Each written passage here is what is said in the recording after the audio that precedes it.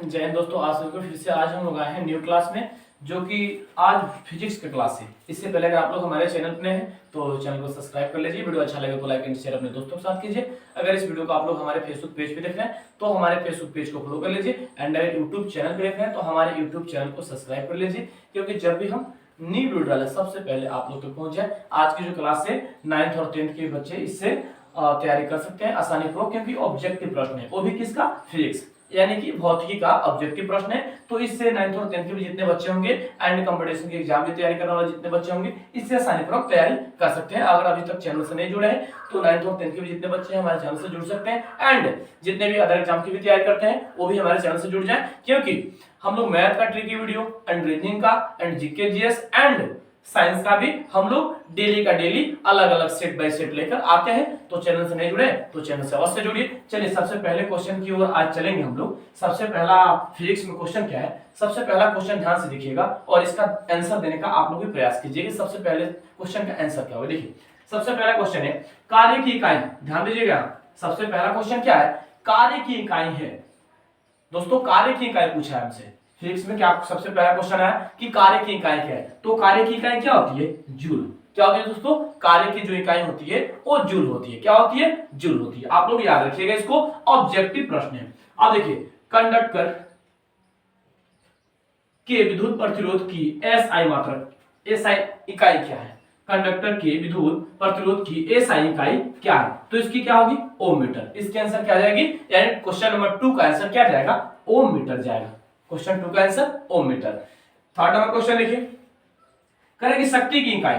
ध्यान दीजिएगा, एकदम बेसिकली क्वेश्चंस है। जो क्वेश्चंस आपके बोर्ड पे दिख रहे हैं वो 9th और 10th के लिए, जो 10th का एग्जाम 2025 यानी 25 में होने वाला है, वो बहुत एक क्वेश्चन हमारे महत्वपूर्ण होने वाला है। तो जितने भी 10th क्लास के बच्चे हैं अभी ऑब्जेक्टिव प्रश्न की तैयारी नहीं कर रहे तो इस चैनल से जुड़ के तैयारी कर सकते हैं। चलिए 3 नंबर क्वेश्चन को देखिए, करेंगे शक्ति की इकाई। शक्ति की इकाई क्या है दोस्तों, ध्यान से देखिए तो और बताने का प्रयास कीजिए।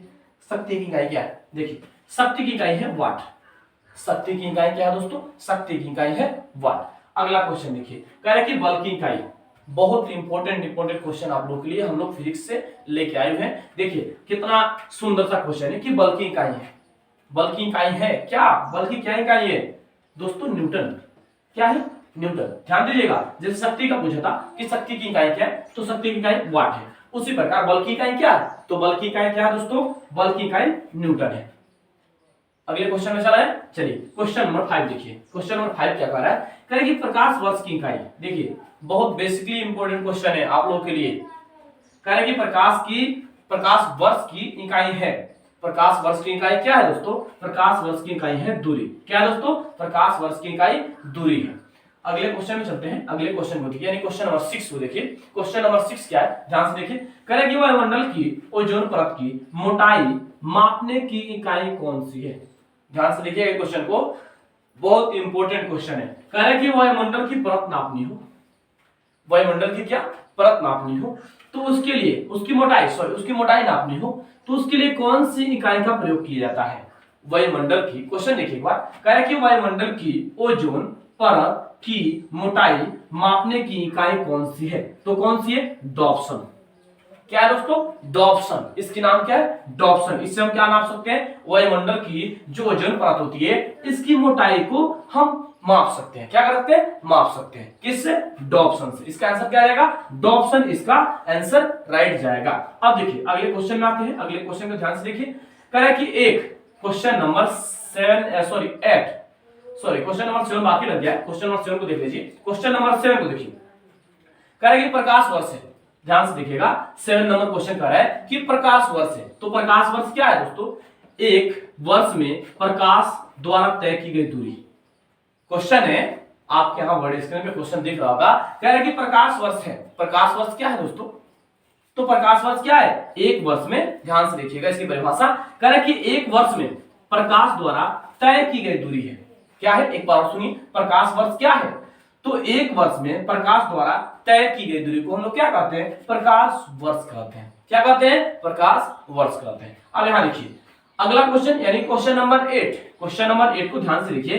कह रहा है कि एक पारसिक आकाश में तारे से संबंधित दूरी को मापने के लिए उपयोग की जाने वाली दूरी की एक इकाई के बराबर होता है, और इकाई है या होता है बोल सकते हैं। एक बार क्वेश्चन लिखिए, कह रहा है कि एक पारसेक आकाश में तारे से संबंधित दूरी को मापने के लिए उपयोग की जाने वाली दूरी की एक इकाई के बराबर है। कितने के बराबर है इसकी इकाई? 3.25 लाइट ईयर्स। एक बार समझिए, इसकी आंसर क्या जाएगी? 3.25 लाइट ईयर्स इसकी आंसर जाएगी। अब देखिए पारसेक की इकाई है, यहां ध्यान से देखिएगा, लिखा है पारसेक की इकाई है। तो पारसेक की इकाई क्या है दोस्तों? बहुत इंपॉर्टेंट क्वेश्चन है आप लोग के लिए, जो कि हमारे फिजिक्स है 9th और 10th के बच्चे इससे आसानी से तैयारी कर सकते हैं, क्योंकि 9th और 10th जो 25 में एग्जाम देने वाले हैं उनके लिए बहुत जो क्वेश्चन है हमारे बोर्ड स्क्रीन पे बहुत इंपॉर्टेंट होने वाला है। तो अभी चैनल से नहीं जुड़े हैं तो लेट नहीं कीजिए, आप वॉच से जुड़ जाइए। चलिए देखिए, कह रहा है कि पारसेक, ध्यान दीजिएगा, पारसेक पूछा ना, कह रहा है पारसेक की इकाई है। तो पारसेक की इकाई क्या है? दूरी। पारसेक की इकाई क्या है दोस्तों? पारसेक की इकाई दूरी है। अब देखिए अगले क्वेश्चन में देखिए, यानी क्वेश्चन नंबर 10। क्वेश्चन नंबर 10 को ध्यान से देखिए और बताने का प्रयास कीजिए, इसका आंसर क्या जाएगा।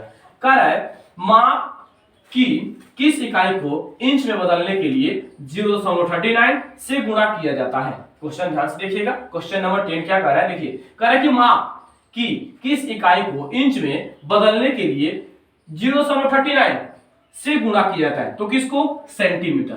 इसका आंसर क्या जाएगा? सेंटीमीटर। देखिए यहां प्रेजेंट आंसर, इसका आंसर क्या जाएगा, यानी क्वेश्चन नंबर 10 का आंसर क्या जाएगा? सेंटीमीटर। क्या जाएगा दोस्तों? सेंटीमीटर इसका आंसर जाएगा। अगले क्वेश्चन पे आते हैं, यानी क्वेश्चन नंबर 11। क्वेश्चन नंबर 11 को देखिए, कह रहा है कि 6 फीट लंबे व्यक्ति की ऊंचाई को नैनोमीटर में लगभग कैसा व्यक्त किया जा सकता है। क्वेश्चन ध्यान से पढ़िएगा, बहुत इंपॉर्टेंट है सभी एग्जाम के लिए, जितनी प्रतियोगिताएं एग्जाम है उसके लिए बहुत इंपॉर्टेंट क्वेश्चन होने वाला है। देखिए ध्यान से क्या कर रहा है, कह रहा है कि 6 फीट लंबे व्यक्ति को उसकी ऊंचाई मापना है। क्या मापना है? उसकी ऊंचाई, वो भी किस चीज से? नैनोमीटर से। तो लगभग कैसा व्यक्त किया जाएगा? इसमें नैनोमीटर से जब नापेंगे किसी व्यक्ति की ऊंचाई तो कैसा व्यक्त इसमें करेंगे। तो यहां बताया 183 गुने 107 सेंटीमीटर। क्या करेंगे? 183 गुने 107 सेंटीमीटर इसकी आंसर जाएगी। क्वेश्चन नंबर 12 यानी क्वेश्चन नंबर 12 में आते हैं। क्वेश्चन नंबर 12 देखिए यहां प्रेजेंट है, क्वेश्चन नंबर 12 है। क्वेश्चन नंबर 12 को देखिए ध्यान से, कह रहा है कि 1 नैनोमीटर बराबर होता है, 1 नैनोमीटर जो होता है कितने के बराबर होता है।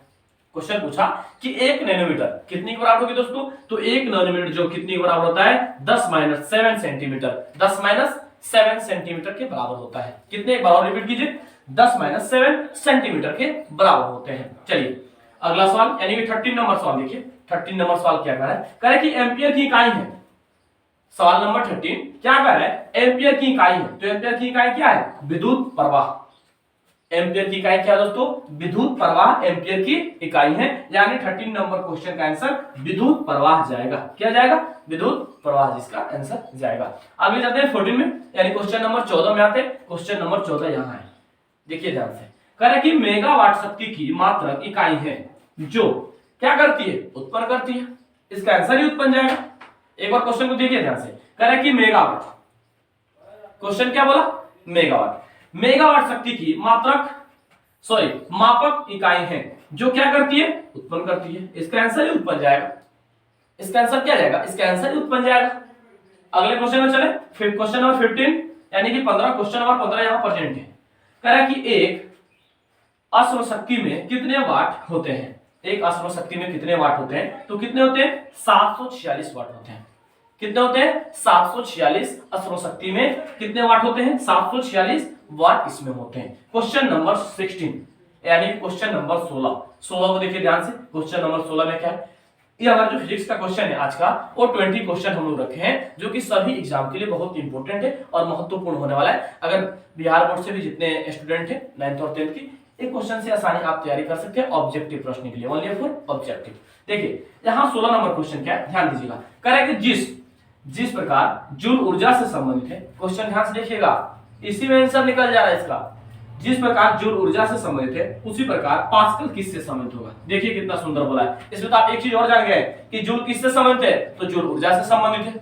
तो पास्कल किससे संबंधित होगा दोस्तों? देखिए इसी में डबल आंसर आप लोगों को मिल जाएगा। कह रहा है कि जिस प्रकार जूल ऊर्जा से संबंधित है, अगर आप पूछे कि जूल किससे संबंधित हो, आप लोग कहिएगा ऊर्जा से संबंधित है।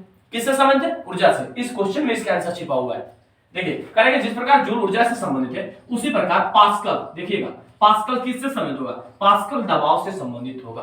पास्कल किससे संबंधित होगा, दबाव से पास्कल संबंधित होगा। Any doubts? चलिए अगले क्वेश्चन में चलते हैं। क्वेश्चन नंबर 17, क्वेश्चन नंबर 17 में आते हैं। कह रहा है कि 1 माइक्रोन किसके बराबर होता है, जो 1 माइक्रोन होता है वो किसके बराबर होता है, ये जानना भी जरूरी है आप लोगों के लिए कि 1 माइक्रोन किसके बराबर होता है। तो 1 माइक्रोन होता है 1/1000 मिलीमीटर यानी mm। एक बार और जान लीजिए 1 माइक्रोन किसके बराबर होता है, तो 1/1000 mm के बराबर होता है। किसके बराबर, 1/1000 mm के बराबर होता है। चलिए अगले क्वेश्चन यानी कि क्वेश्चन नंबर 18 को देखिए। कह रहा है कि 1 माइक्रोन की लंबाई का प्रतिनिधित्व करता है। क्वेश्चन ध्यान से देखिए, क्वेश्चन नंबर 18 बहुत इंपॉर्टेंट है। कह रहा है कि 1 माइक्रोन की लंबाई प्रतिनिधित्व करता है कितनी, 10-4 सेंटीमीटर। कितनी प्रतिनिधित्व करता है, 10-4 सेंटीमीटर प्रतिनिधित्व करता है। कितनी, 10-4 सेंटीमीटर प्रतिनिधित्व करता है। क्वेश्चन नंबर 19 यानी कि आज का सेकंड लास्ट क्वेश्चन, इसको देखिए। कह रहा है कि निम्नलिखित में से कौन सा उष्मा की इकाई नहीं है, निम्नलिखित में से इसमें उष्मा का इकाई कौन नहीं है। जैसे ऑप्शन तो यहाँ प्रेजेंट नहीं है, ऑप्शन होता तो आप लोग बता देते, बट यहाँ ऑप्शन नहीं है क्योंकि बोर्ड पे उतने खाली जगह नहीं होने के कारण ऑप्शन यहाँ हम नहीं देते हैं। डायरेक्ट आप लोग को आंसर ही आंसर बताते हैं, क्वेश्चन प्रेजेंट उसके बाद answer present, question present answer present. लेकिन यहाँ ऑप्शन आप लोग का नहीं है। फिर भी क्वेश्चन क्या है कि निम्नलिखित में कौन उष्मा की इकाई नहीं है, तो उष्मा की इकाई कौन नहीं है, वाट। उष्मा की इकाई कौन नहीं होती है दोस्तों, उष्मा की इकाई वाट नहीं होती है। क्या नहीं होती है, वाट। क्वेश्चन नंबर लास्ट यानी कि 20, देखिए 1 किलोमीटर की दूरी, एक क्वेश्चन आप लोगों को नहीं दिखता होगा।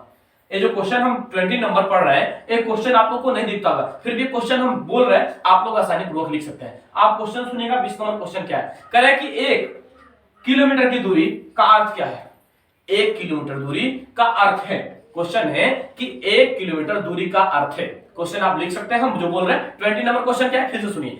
1 किलोमीटर दूरी का अर्थ क्या है, तो दोस्तों 1000 मीटर।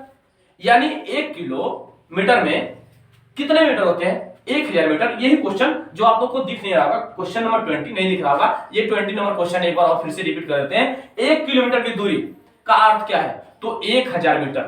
क्या दोस्तों, 1000 मीटर। अगर ये पूछ दे 2 किलोमीटर दूरी का अर्थ क्या है, 2000 मीटर। अगर पूछ दे 5 किलोमीटर दूरी का अर्थ क्या है, तो 5000 मीटर। बस क्या करना है, आपको पता है ना 1 किलोमीटर में कितने मीटर होते हैं, 1000 मीटर होते हैं। वही क्वेश्चन हम लोग का था कि 1 किलोमीटर दूरी का अर्थ क्या होता है, तो 1000 मीटर होता है। आज का जो लास्ट हम लोग का फिजिक्स से क्वेश्चन था, यही लास्ट था 20 क्वेश्चन। अगर इससे पहले आप लोग हमारे चैनल पर नए हैं तो चैनल को सब्सक्राइब कर लीजिए। वीडियो अच्छा लगे तो लाइक एंड शेयर अपने दोस्तों के साथ कीजिए। अगर इस वीडियो को आप लोग हमारे फेसबुक पेज पे देख रहे हैं तो हमारे फेसबुक पेज को फॉलो कर लीजिए। एंड अगर यूट्यूब चैनल पे देख रहे हैं तो हमारे यूट्यूब चैनल को सब्सक्राइब कर लीजिए, क्योंकि जब भी हम न्यू वीडियो डालें सबसे पहले आप लोग तक पहुंच जाए। और 9th और 10th के भी जितने बच्चे हैं हमारे चैनल से अवश्य जुड़िए। अगर आप लोगों को अच्छा लगे तो लाइक एंड शेयर अपने दोस्तों को बताइए। कल फिर मिलेंगे नए क्लास में नए जुर्म के साथ। जय हिंद दोस्तों।